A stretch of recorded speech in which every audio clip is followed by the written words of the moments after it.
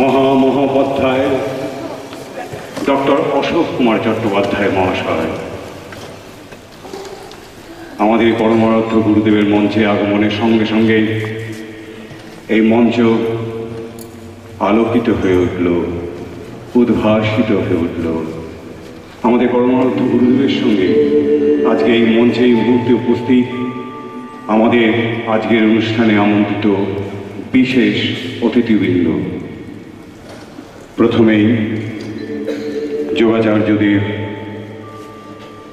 যোগীরাজ শ্রী শ্যামাচরণ লাহিড়ীর আতুল চরণে পুষ্পাঞ্জলি দিয়ে শ্রদ্ধা নিবেদন করছেন।